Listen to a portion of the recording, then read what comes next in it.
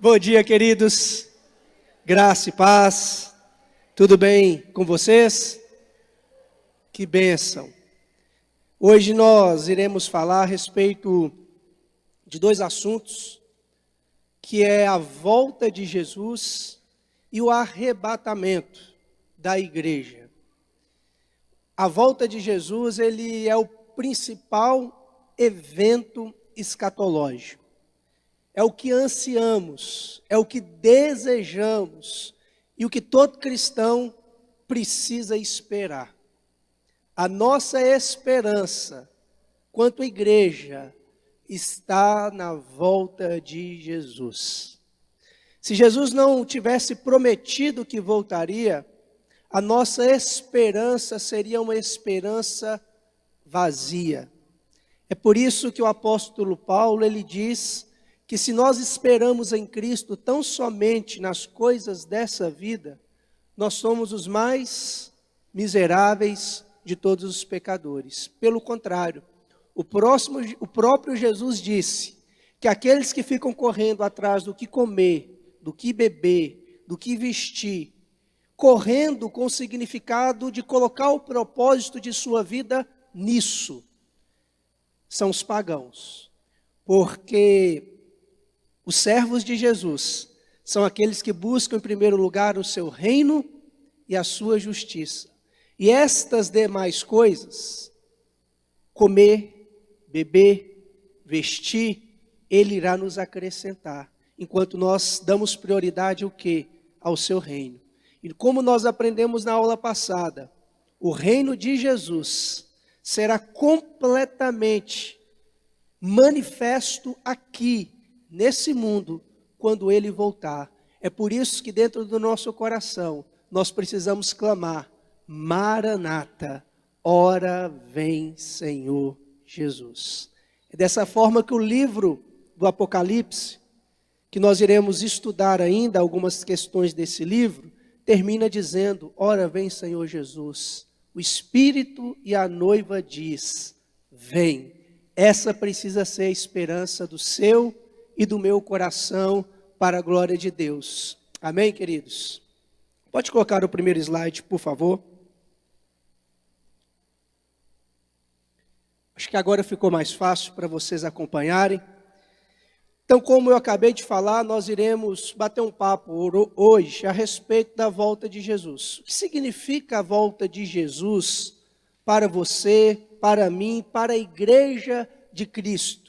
O que a Bíblia fala a respeito da volta de Jesus? Eu quis pincelar aqui os principais acontecimentos, porque não tem como, pelo pouco tempo que temos, nós retratarmos tudo a respeito da volta de Jesus. Então eu quero falar com vocês a principal significância da volta de Jesus para nós. Quando nós lemos as Sagradas Escrituras, principalmente o Novo Testamento, nós encontramos 3 palavras gregas que significa, que traz para nós a essência daquilo que nós aguardamos. 3 termos técnicos para indicar a vinda de Jesus. O primeiro termo é Apocalipse, o segundo é Epifania e o terceiro é Parúsia, que é o termo mais usado no Novo Testamento para retratar a volta de Jesus, que é essa palavra, que é esse termo parúsia, que é o que nós iremos trabalhar muito hoje. Apocalipse, como eu disse para vocês na aula passada, significa revelação. E é usado em 1 Coríntios, capítulo 1, versículo 7, para retratar a vinda de Jesus. Diz assim: de modo que não lhes falta nenhum dom espiritual, enquanto vocês aguardam que o Senhor Jesus Cristo seja revelado.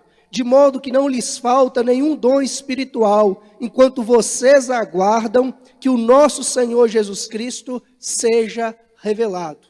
Essa palavra revelado vem do grego, como nós acabamos de ler, Apocalipse, que significa revelação, que é o mesmo significado do último livro da Bíblia. O que significa Apocalipse? Significa revelação. Então a Bíblia usa esse termo para retratar a segunda vinda de Cristo. Pode colocar, por favor, o próximo slide. O outro termo usado é epifania. Esse termo significa manifestação. Ele expressa a vinda de Jesus no fim da tribulação e envolve o julgamento do mundo e do anticristo. Então esse termo também epifania, que significa manifestação, é um termo técnico usado para destacar a volta de Jesus. Nós vamos encontrar, por exemplo, em 1 Timóteo capítulo 6, versículo 14. Guarde este mandamento imaculado, irrepreensível, até a manifestação, epifania, de nosso Senhor Jesus Cristo. Quando nós lemos as Sagradas Escrituras, nós iremos perceber que a esperança de todos os apóstolos, da igreja da primeira era, era o quê? A volta de Jesus, era a manifestação de Jesus. Este era o grito sempre presente no coração, na alma, no ser daqueles que se entregaram a Jesus Cristo. E agora, a próxima palavra, que é parúsia, que é o termo, como eu disse, mais usado no Novo Testamento, que retrata a volta de Jesus. E esse termo significa presença, aparecimento, advento e chegada. É a vinda de alguém a fim de estar presente. Uma coisa muito interessante. Quantos de vocês acreditam que Jesus Cristo está presente aqui? Levanta a mão. Jesus está presente aqui? Ele está aqui agora? Ele disse que onde 2 ou 3 estivessem no nome dele. Mas se Jesus está aqui presente, por que nós oramos para ele voltar? Você já parou para pensar nisso? Se ele está aqui presente, não é um paradoxo nós orarmos para ele voltar? Porque não tem, aparentemente, cabimento a gente orar para alguém voltar, se nós estamos dizendo que esse alguém já está aqui. Jesus está aqui, amém? Então por que nós oramos para ele voltar? Simples. Ele está aqui por meio do Santo Espírito de Deus. Ele disse que rogaria ao Pai para que o Pai enviasse outro Consolador para que estivesse com a igreja. Por que nós oramos para Jesus voltar? Essa palavra parousia significa presença real, porque Jesus está ausente da igreja. Lembra que nós estudamos sobre a ressurreição e nós falamos que Jesus ressuscitou com corpo físico, com corpo de carne e osso, que os discípulos tocaram nele, ele comeu com os discípulos, apareceu para mais de 500 pessoas, diz Paulo lá em Coríntios. E é exatamente por isso que nós oramos para Jesus voltar, porque esse Jesus que subiu aos céus com o corpo glorificado, e a gente precisa entender que o corpo glorificado é um corpo físico, um corpo material, um corpo de matéria. Esse Jesus está ausente, porque se ele estivesse aqui, o Cristo que ressuscitou dentre os mortos, nós poderíamos tocar nele. Ele provavelmente ia comer uma comida japonesa com a gente. Ele estaria conosco, ele seria visível, palpável, nós poderíamos abraçá-lo. E é por isso que existe um anseio da igreja que ele volte. Por quê? Porque ele está ausente. Como diz o próprio Jesus, ele foi preparar lugar para nós. E é por isso que há um grito, há um gemido dentro do cristão. Eu quero que o meu Senhor volte, porque o meu Senhor está ausente. Os casamentos que acontecem hoje é diferente dos casamentos, a cerimônia, a cultura dos casamentos que aconteciam na cultura de Jesus. Resumindo, como que acontecia o casamento na época de Jesus? A família do noivo e a família da noiva se encontravam.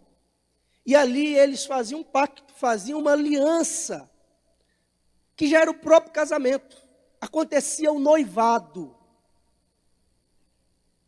Não existia namoro na cultura do Novo Testamento, do Antigo Testamento. Eles já se casavam. Um noivo naquela época já era considerado casado. Mas o que o noivo fazia depois daquele encontro entre as duas famílias? Ele voltava para sua casa ou para a sua terra para trabalhar, para ter condições de quê? De sustentar a noiva.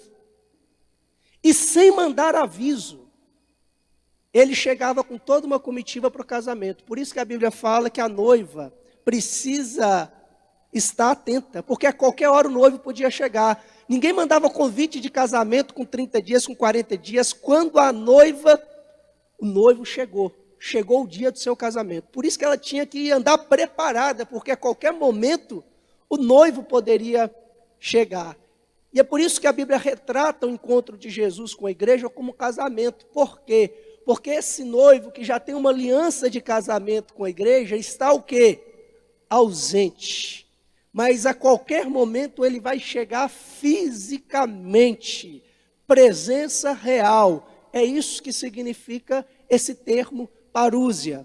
Presença real. E nós vamos ver, por exemplo, um versículo aqui que usa esse termo não para falar de Jesus, mas para falar da presença de uma pessoa.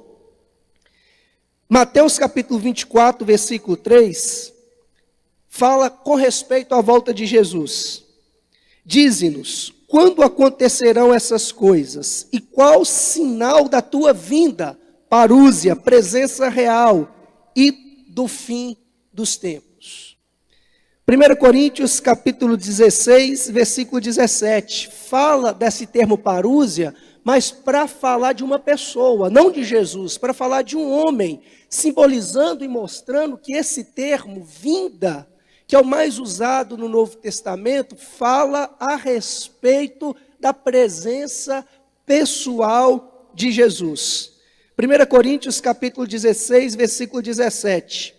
Alegrei-me com a vinda, parúsia, de Estéfanos, Fortunato e Acaico, porque eles supriram o que estava faltando da parte de vocês. Paulo está dizendo da parúsia, de uma vinda pessoal, da presença de amigos de ministério que o ajudavam, simbolizando que a vinda de Jesus é algo visível, algo que será personificado pela sua própria pessoa, aparecendo para nós. É por isso que nós oramos para ele voltar, porque ele está ausente. O seu coração tem um gemido, tem uma angústia, tem um desejo que te faz clamar diariamente: Maranata, ora vem, Senhor Jesus. Infelizmente hoje nós não refletimos e não pensamos mais a respeito da vinda de Jesus. Provavelmente é um dos temas mais pregados em nossas igrejas. E quando eu falo em nossas igrejas, eu estou dizendo do contexto evangélico. E essa precisa ser, tem que ser a nossa maior esperança. Porque o nosso noivo está ausente. E nós queremos vê-lo face a face. Nós queremos conhecê-lo. Nós ansiamos pela sua chegada. E tem alguns outros versículos que eu quero ler com vocês, que está em 1 Tessalonicenses, capítulo 2, versículo 19.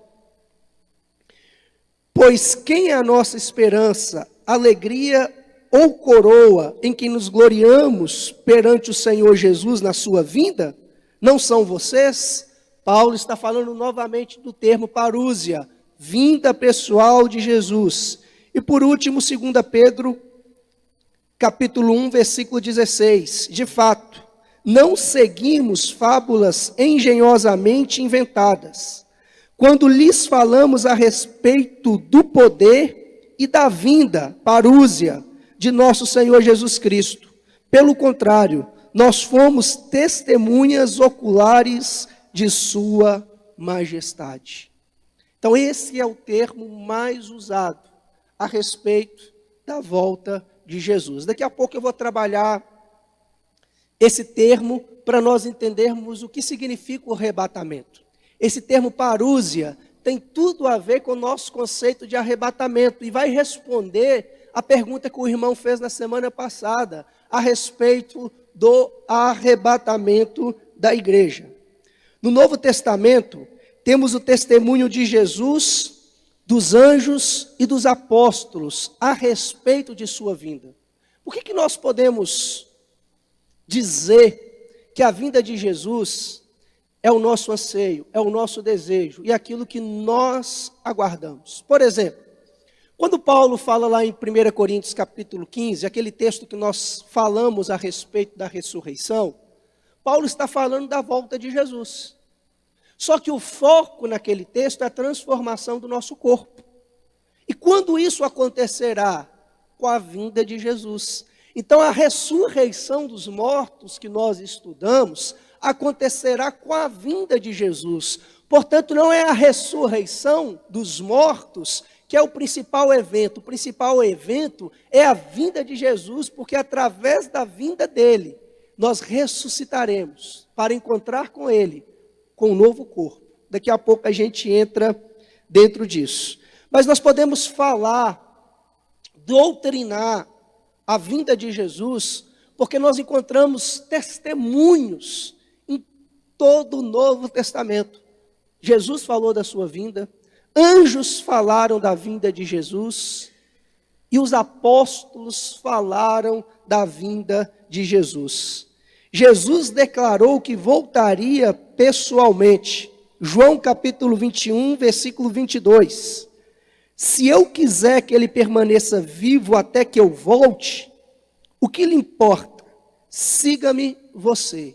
Esse texto aqui para você entender, Jesus estava conversando com Pedro, estava conversando com João, e aí João perguntou para Jesus, e aí Jesus, e comigo? Você está dizendo que isso vai acontecer com Pedro? Será que eu vou ver a sua vinda? E Jesus fala, se eu quiser que Pedro esteja vivo até que eu volte, o que você tem a ver com isso? É mais ou menos esse enredo do texto, para você entender. Todavia Jesus está falando de quê? Que ele irá voltar pessoalmente. Nós também encontramos Marcos capítulo 13, do versículo 33 ao versículo 36, Jesus dizendo que a vinda dele será inesperada. A volta de Jesus será inesperada. As pessoas não estarão esperando. Acontecerá inesperadamente a volta de Jesus. Fiquem atentos, vigiem. Vocês não sabem quando virá esse tempo. É como um homem que sai de viagem. Ele deixa sua casa, encarrega de tarefas cada um dos seus servos e ordena ao porteiro que vigie. Portanto, vigiem, porque vocês não sabem quando o dono da casa voltará, se à tarde, à meia-noite, ao cantar do galo ou ao amanhecer. Se ele vier de repente, que não os encontre dormindo. Temos que vigiar. Temos que vigiar. Como diz Pedro, viver uma vida piedosa, viver uma vida santa, porque nós não sabemos quando ele irá descer nas nuvens com poder e grande glória. Será algo completamente inesperado. Jesus disse que voltaria na glória de seu Pai e seus anjos. Mateus 16, 27. Pois o Filho do Homem virá na glória de seu Pai, com seus anjos, e então recompensará a cada um de acordo com o que tenha feito. Queridos, a volta de Jesus vai ser algo apoteótico. Será algo que nenhum produtor de Hollywood, nenhum diretor, com a mais sofisticada computação gráfica, conseguirá reproduzir. O texto fala que assim como o relâmpago que sai do Oriente e se mostra no Ocidente, assim há de ser a vinda do Filho do Homem. Ele voltará com seus milhares de anjos. Todo olho verá. E naquele dia, todo joelho se dobrará, toda língua confessará que Jesus Cristo é o Senhor.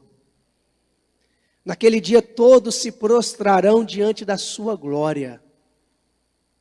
Naquele dia todos se derreterão diante de sua presença, porque ele virá em glória, com poder, e todo olho verá. A volta de Jesus, ele disse, será algo glorioso.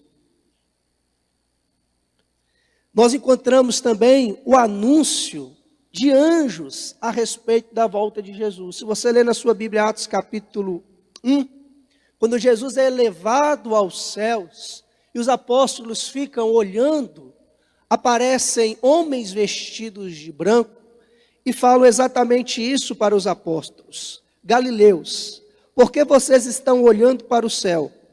Este mesmo Jesus, que dentre vocês foi elevado ao céu, voltará da mesma forma como o viram subir. Os anjos falaram, olha, esse Jesus que vocês viram subir, da mesma forma que ele foi elevado aos céus, e vamos entender, querido, embora Jesus ele literalmente subiu, mas vamos entender esse céu sempre, não como espaço sideral, mas como o mundo de Deus, como nós temos conversado desde a penúltima aula.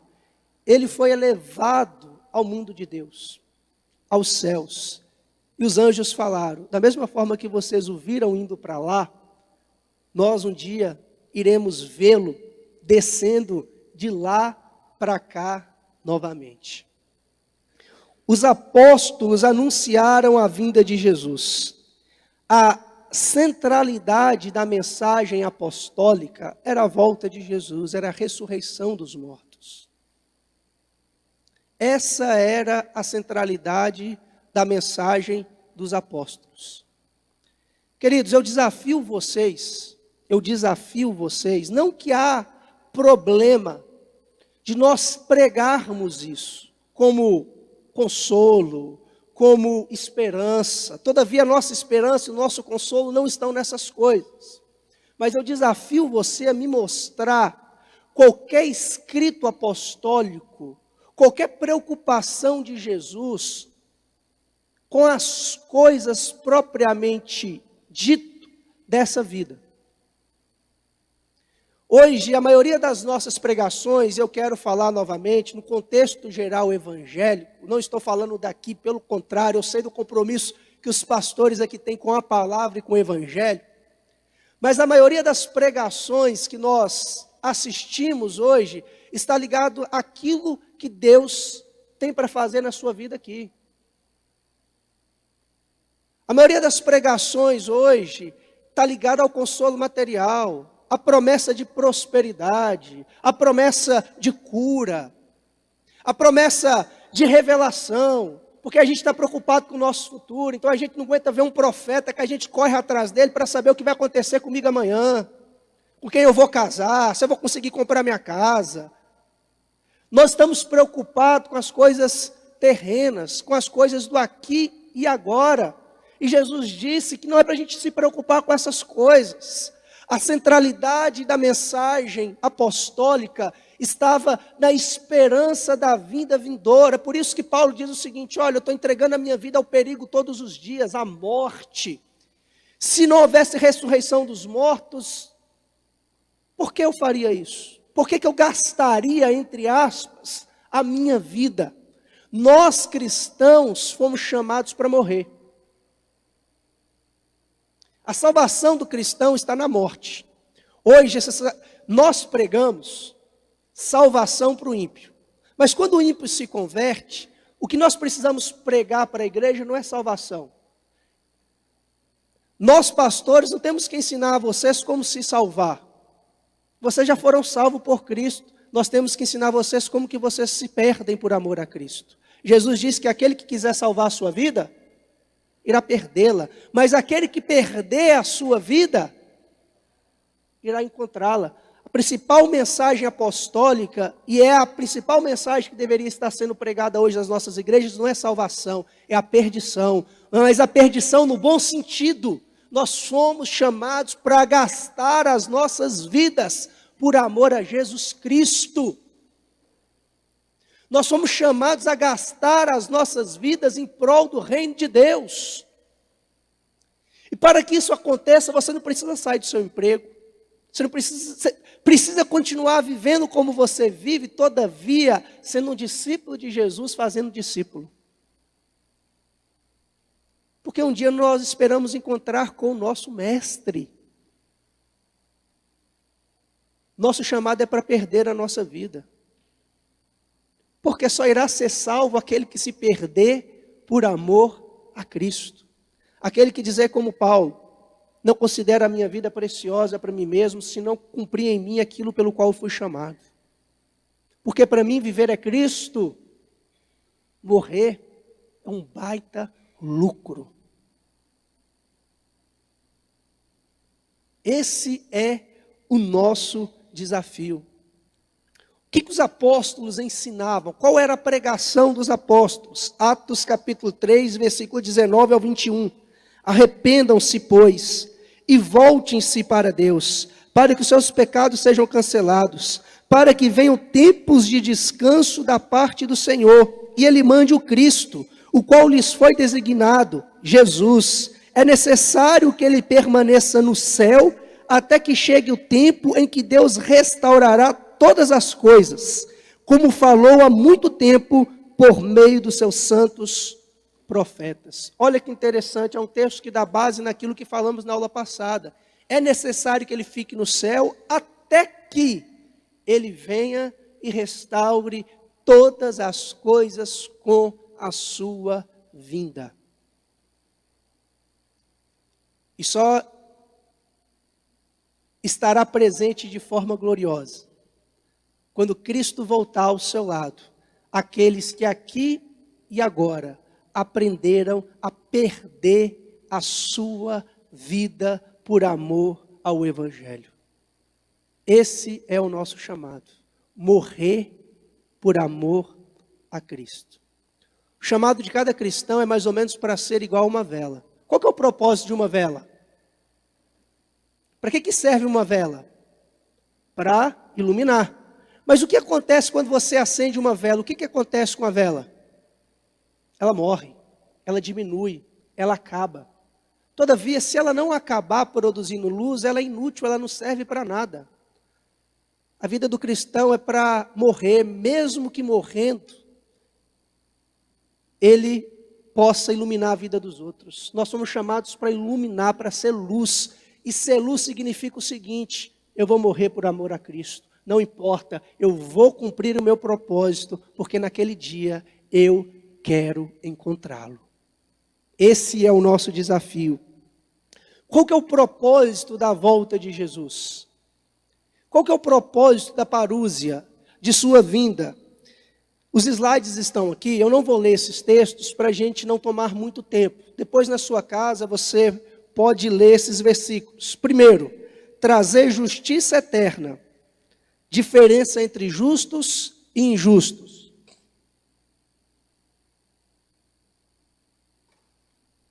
Primeiro propósito, trazer justiça eterna.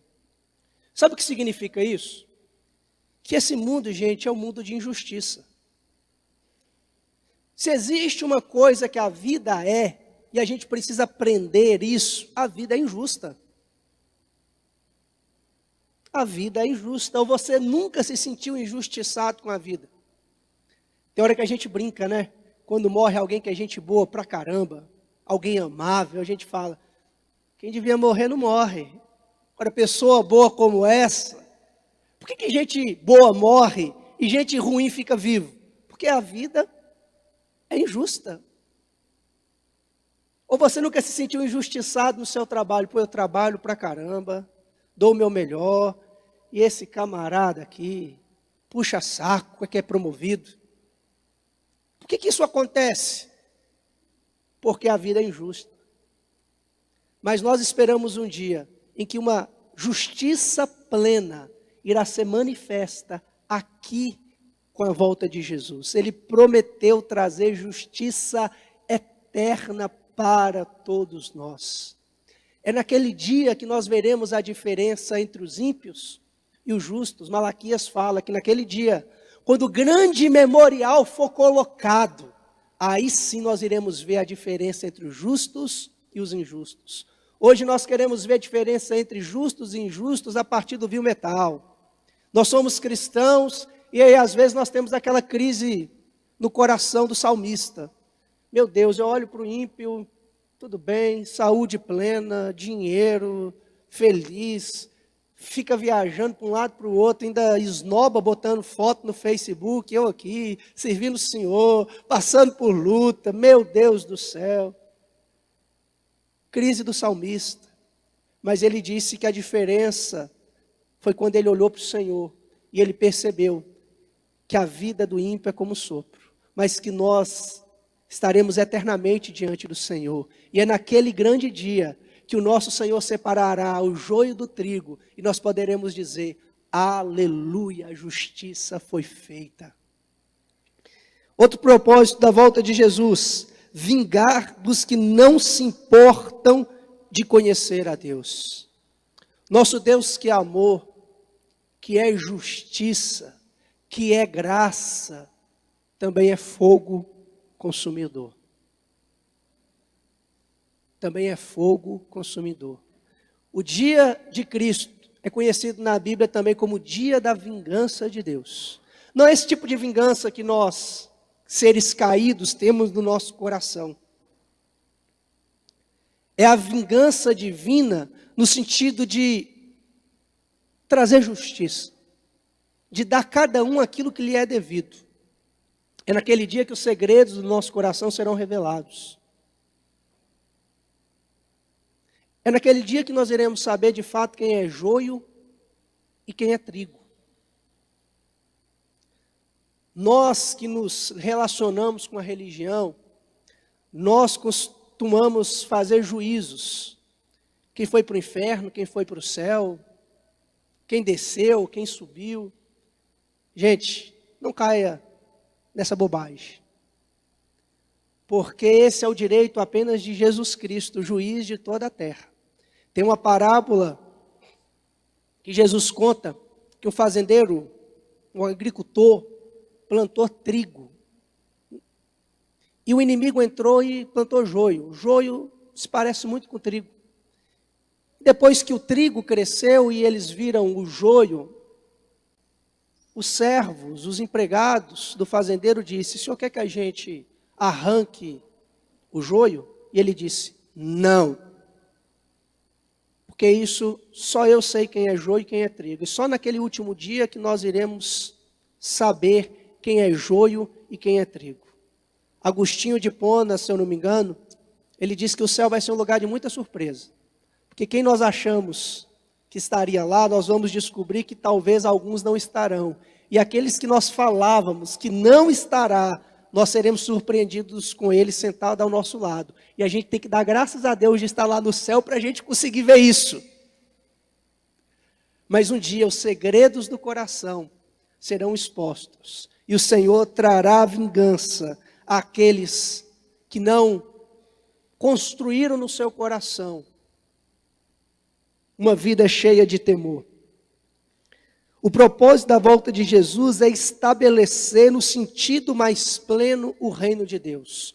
Foi o que nós conversamos na aula passada. Quando Jesus voltar, o reino de Deus será completamente manifesto aqui em toda a sua totalidade. Destruir a morte que está sobre todos os homens. Quando Cristo voltar e os mortos ressuscitarem, a morte será completamente aniquilada, não haverá mais morte, nós viveremos eternamente. Você consegue imaginar? A morte é algo trágico. A morte é algo doloroso. Às vezes nós super espiritualizamos funerais.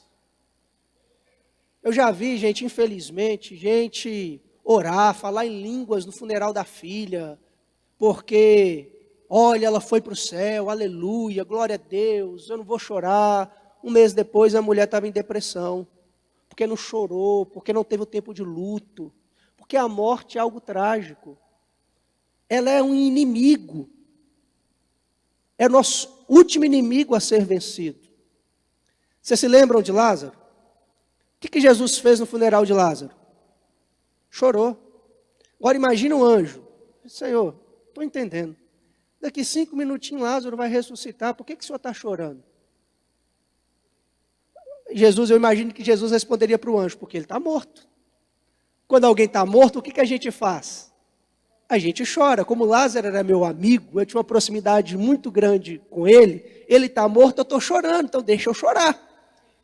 Daqui a pouco, quando ele ressuscitar, eu me alegro, mas agora é hora de chorar. Porque a morte é algo trágica, mas a morte já foi vencida. A morte já foi vencida pelo nosso Senhor Jesus Cristo. E um dia, nós herdaremos essa vitória nos nossos próprios corpos, redimidos e glorificados. E por último, dar posse no reino de Deus a todos os salvos. Bem-aventurados são os pobres de espírito, porque deles é o reino dos céus. Vinde benditos do meu Pai, vocês possuem por herança a terra que vos tenho prometido antes da fundação do mundo. E é por isso que nós desejamos a volta de Jesus. Sinais da volta de Jesus. Eu acredito que todo mundo está familiarizado com isso. Semana que vem nós vamos estudar a grande tribulação, o anticristo, a marca da besta. Eu sei que vocês estavam ansiosos para chegar nesse dia. E todos nós sabemos a respeito dos sinais da volta de Jesus. Mas você sabe qual que é o nosso problema? É que a gente se apega e se preocupa com sinais que fogem do nosso controle. E esquecemos de sinais que têm a ver com a sua e com a minha decisão. E você sabe qual é o problema? Que existe muitos que se dizem cristãos que estão sendo sinal dos últimos dias. Terremoto, ninguém aqui tem o poder de controlar um terremoto, maremoto, tsunami, tragédias, guerra. Mas tem um sinal, que em Deus nós podemos viver de forma que Ele não faça parte da nossa vida, que é, nos últimos dias, o amor de muitos se esfriaria.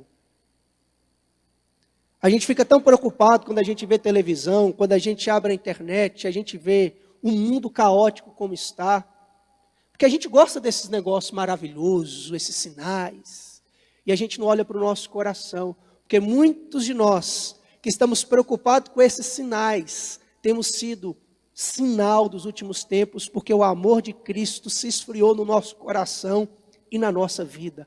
Então, cuidado, meu irmão, minha irmã, para que você não seja também um sinal do último dia.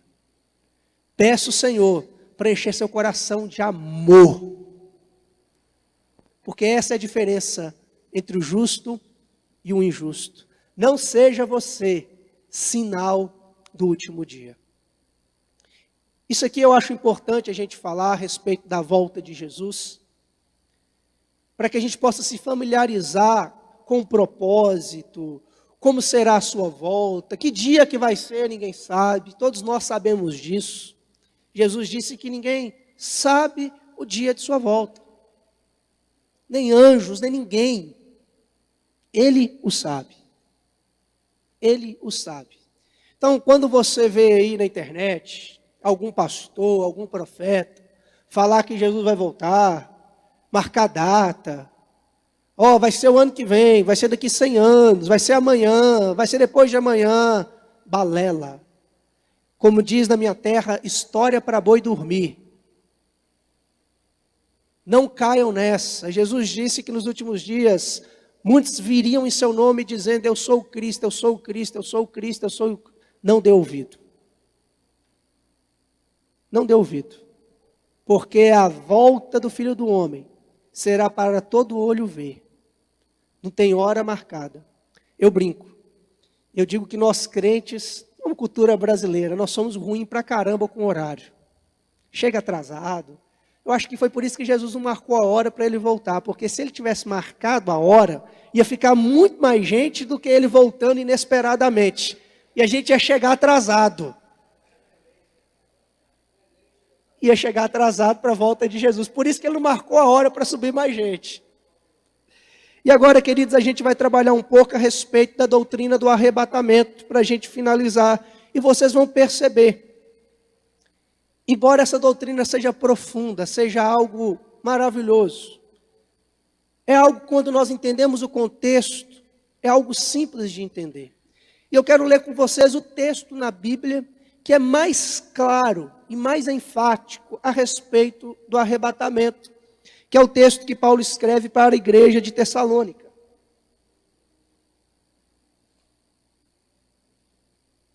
Lá em 1 Tessalonicenses, capítulo 4, do versículo 14 ao versículo 17. Se cremos que Jesus morreu e ressurgiu, cremos também que Deus trará, mediante Jesus e juntamente com ele, aqueles que nele dormiram. Dizemos a vocês, pela palavra do Senhor, que nós, o que estivermos vivos, os que ficarmos até a vinda, parousia, até a vinda do Senhor, certamente não precederemos os que dormem, pois dada a ordem, com a voz do arcanjo e o ressoar da trombeta de Deus, o próprio Senhor Jesus descerá do céu, e os mortos em Cristo ressuscitarão primeiro. Depois disso, os que estivermos vivos, seremos arrebatados, elevados, juntamente com eles nas nuvens, para o encontro com o Senhor nos ares. É assim que estaremos com o Senhor para sempre. Esse é o texto mais claro. Como eu disse, quando nós vamos lá em 1 Coríntios capítulo 15, Paulo está falando a mesma coisa que ele disse aqui, só que a ênfase lá está na transformação do corpo. Aqui está na volta de Cristo, no arrebatamento. Então é a mesma coisa, só que Paulo está focando coisas diferentes. E nós precisamos entender essa palavra, que eu disse que a palavra que Paulo usa aqui é a mais falada nas Sagradas Escrituras a respeito do arrebatamento, que é parúsia. Como que essa palavra era usada no mundo do apóstolo Paulo? Essa não era uma palavra religiosa, essa não era uma palavra que era usada no contexto do cristianismo. Era uma palavra que era usada no contexto, no mundo. E o que significava a palavra parúsia? Primeiro, ela significava a manifestação de uma divindade. Quando uma divindade se manifestava, aparecia, eles usavam esse termo parúsia, para falar sobre a manifestação, sobre o advento de uma divindade. E ela também tinha um outro significado, que era a presença do imperador. Quando o imperador ou um rei ia em um determinado lugar, o que acontecia? Uma parúsia, que significava presença. O imperador César, os imperadores romanos naquela época eram intitulados como deuses. Então, quando o imperador ia em uma determinada cidade, estava acontecendo o quê? Uma parúsia.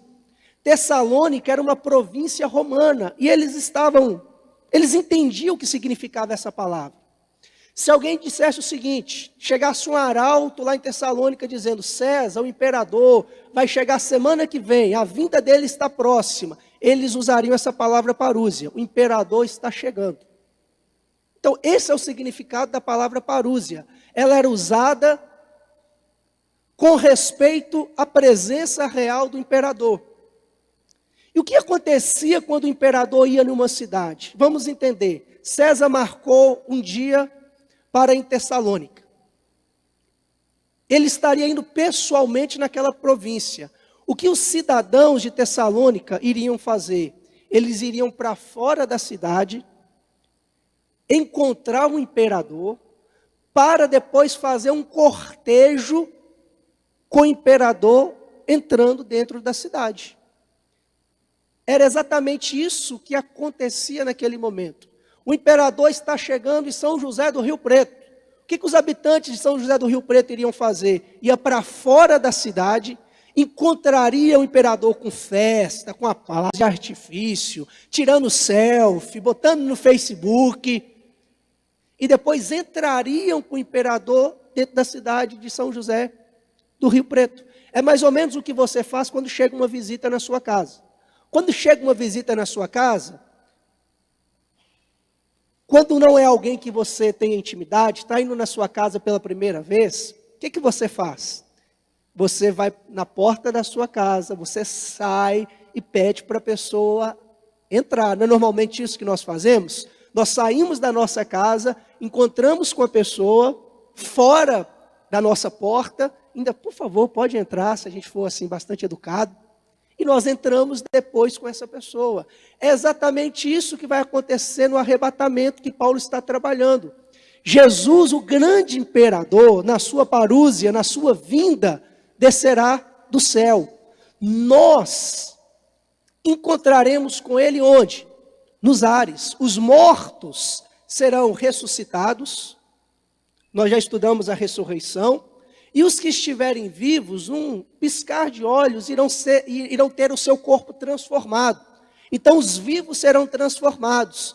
E nós encontraremos com o Senhor nos ares. Por que nos ares? Porque dá esse conceito de que nós estamos encontrando Cristo fora da terra.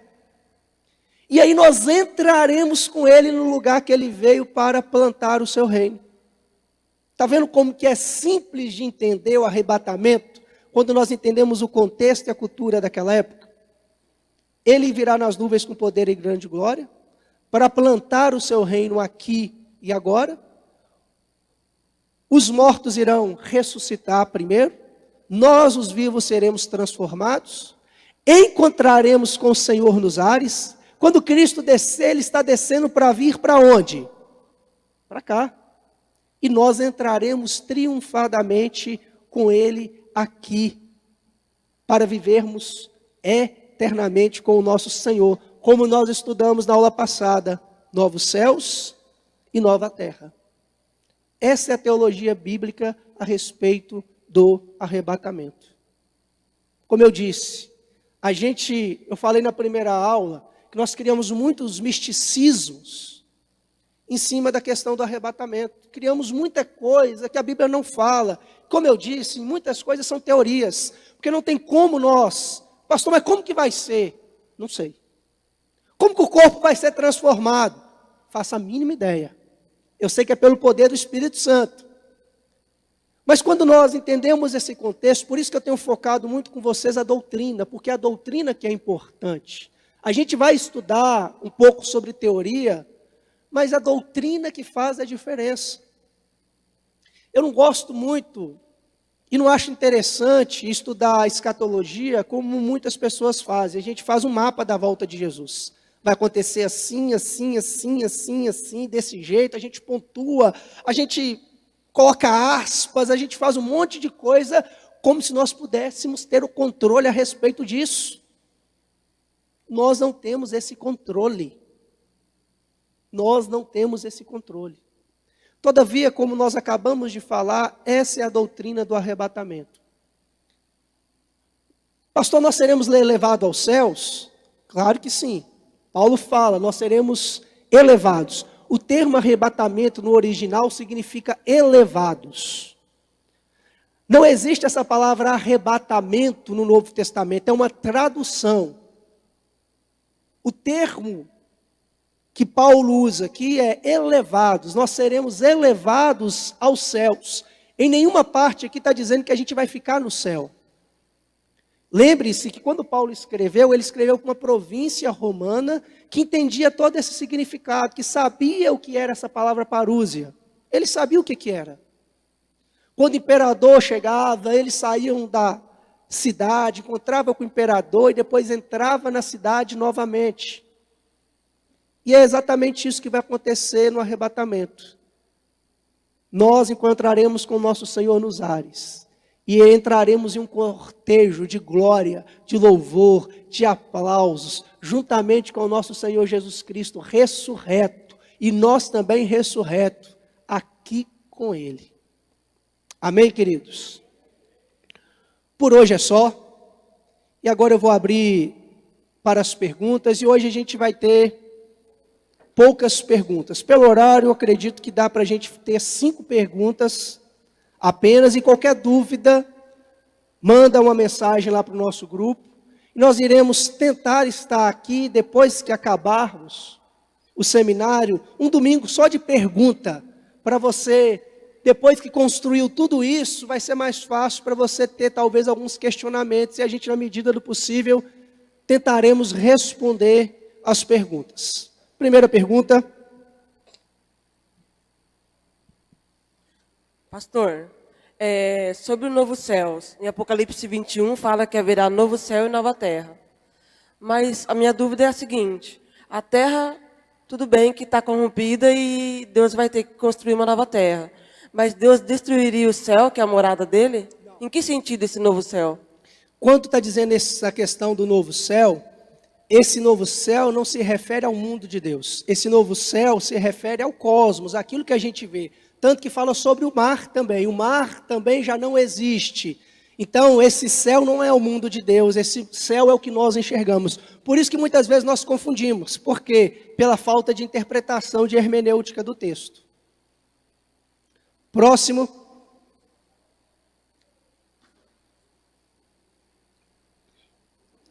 Fico preocupado quando não tem pergunta, porque ou vocês não entenderam nada ou vocês entenderam tudo. Tomara que seja a segunda opção. Aqui, pastor. Lá em Isaías capítulo 11, fala que teremos crianças no céu, é isso mesmo? Aquele texto de Isaías capítulo 11, é um texto que retrata uma das teorias que a gente irá estudar aqui, que é a respeito do milênio. Mas é um texto simbólico, é um texto que trabalha a questão do reino de Deus, da presença do reino de Deus, ok? Quando a gente entrar no milênio, estudar o milênio, a gente vai dar uma lida nesse texto daí, a gente vai esclarecer melhor. Pastor, existe na Bíblia um indício da volta relativo à reunificação de Israel, né? Fala que não se passaria uma geração depois da reunificação de Israel. Aí existe uma discussão se uma geração é 40 anos, algumas pessoas falam 70 anos de uma geração. Foi em 1948, então seria 2018, um limite aí mais ou menos da volta, né? O que o senhor poderia... É uma má interpretação do texto. Quando a gente estudar a semana que vem sobre a grande tribulação, e nós entrarmos em Mateus 24, que é um texto que nós interpretamos muito mal, e a gente vai ver o porquê, a gente vai entender melhor essa questão aí a respeito de Israel. Porque muitas das profecias de Mateus 24 já aconteceu no ano 70 depois de Cristo. Quando Jesus fala da grande tribulação, quando Jesus, inclusive eu quero passar essa lição para vocês. Durante essa semana, por favor, leiam Mateus 24, Mateus 25 e Marcos capítulo 13.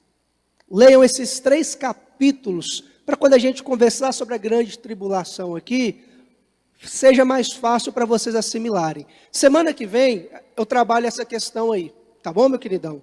Mas a gente tem que tomar muito cuidado, queridos, com essas profecias.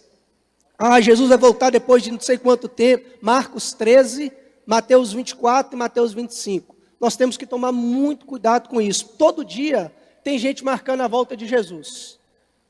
Eu não sei se vocês se lembram, mas, por exemplo, cada líder religioso que surge é o anticristo. Gente, não sei se vocês se lembram, ridículo, preconceito, quando Obama assumiu o poder dos Estados Unidos, o que eu vi na internet, anticristo, presidente do negro, Estados Unidos, anticristo. Toda hora a gente fica falando de anticristo, de falso profeta, apontando, surge um papa, é o anticristo, é não sei o quê. Gente, nós temos que parar com isso. Isso aí é a gente ficar interpretando a Bíblia de forma que nós não devemos interpretá-la. Aí fica gente marcando a volta de Jesus toda hora e toda hora arrumando desculpa. Por quê? Porque Jesus não voltou. É algo inesperado, nós não temos o controle, nós temos sinais. O que Jesus falou? Sinais. Você lembra o que serve sinal? Eu falei isso na primeira aula. O sinal serve para apontar alguma coisa. O problema é que de vez a gente ficar olhando para aquilo que o sinal está apontando, a gente fica olhando para o sinal. E a gente esquece de olhar o que o sinal quer dizer. Então não vamos ficar olhando para o sinal, vamos olhar para onde o sinal está apontando. Quando a gente entrar em grande tribulação, anticristo, falso profeta, a gente vai dar uma esmiuçada nessas questões, tá bom, meu querido?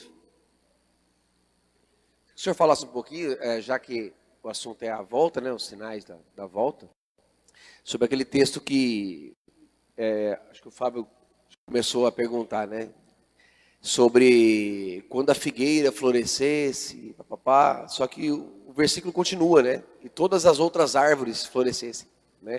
Se o senhor explicasse esse pedaço, porque fica todo mundo olhando para Israel, inclusive essa semana virou muito na moda um vídeo que mostra um som de trombeta sobre Jerusalém e colocaram absurdos, né, como os anjos estão ensaiando, como se os anjos precisassem de ensaio para tocar trombeta, né? Não entende a analogia que João quis dizer, que era um costume da época, tocar trombeta quando o imperador chegasse, né?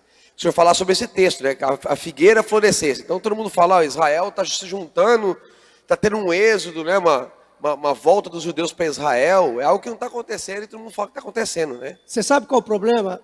Porque, infelizmente, a igreja ainda continua sendo uma igreja judaizante. Queridos, a igreja não tem nada a ver com o judaísmo. Nada a ver com o judaísmo. Nós somos independentes. Paulo diz que nós somos o Israel de Deus. Paulo fala que descendentes de Abraão não são aqueles que são descendentes na carne, são aqueles que são pela fé. Paulo, no livro de Romanos, ele coloca judeus e gentios. Quem que é gentil? Todo aquele que não é judeu no mesmo patamar. O problema é que a gente mistifica muitas coisas. A gente olha para Israel e a gente fica imaginando e olhando. Por exemplo, eu já vi gente fazendo coisas ridículas. Ganhar um judeu para Jesus vale mais do que você ganhar 1000 pessoas para Jesus. Batizar no Jordão de novo. Então nós temos que desconstruir esses pensamentos. Por exemplo, Jesus amaldiçoou uma figueira. Então nós temos que analisar o texto dentro do contexto que ele é colocado. Não é porque eu não quero responder, porque senão eu adianto o outro assunto, aí vai gerar mais dúvida e fica ruim. Então, quando a gente falar sobre a grande tribulação, sobre o juízo final, sobre a volta de Jesus, nós vamos trabalhar esse contexto de Israel na grande tribulação. O que a Bíblia diz? E aí eu falo sobre esse texto. Mas a gente tem que parar de ficar construindo essas teologias de data da volta de Jesus. Se Jesus está próximo de voltar, amém. A escatologia já começou. Lembre-se do que nós estudamos na nossa primeira aula. A escatologia já começou há mais de 2000 anos atrás. Os últimos acontecimentos já estão acontecendo. Eu acho que tem mais 2 perguntas. Pastor, aqui em Lucas 6, verso 20, aqui fala: Então levantando ele os olhos para os discípulos, dizia: Bem-aventurado vós os pobres de espírito, porque vosso é o reino de Deus. Mas aqui, defina pobre de espírito, porque muitos falam só os pobres têm o reino de Deus. Existem 2 palavras para pobre no grego. Existe uma palavra poktos e existe uma palavra penes. Poktos e penes. O que significa a palavra penes? Significa alguém que é pobre relativamente. Alguém que consegue sobreviver. Alguém que, tendo um emprego, precisou arrumar um outro trabalho para suprir sua necessidade. Esse é o primeiro significado dessa palavra. A outra é poktos, que significa literalmente mendigo. alguém que não tem recursos próprios para sobreviver e que precisa do favor de outro.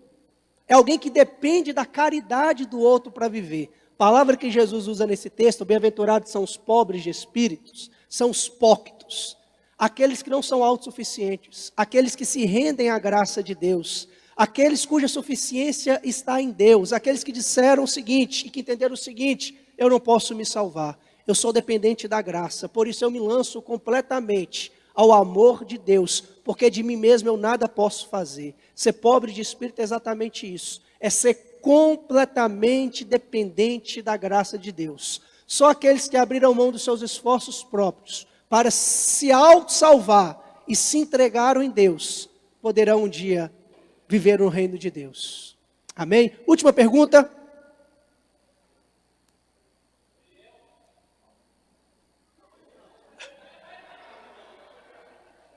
Eu achei que seria a sua, Eliel. Não temos mais? Deus abençoe, queridos. Semana que vem estamos aqui de novo com a graça de Deus.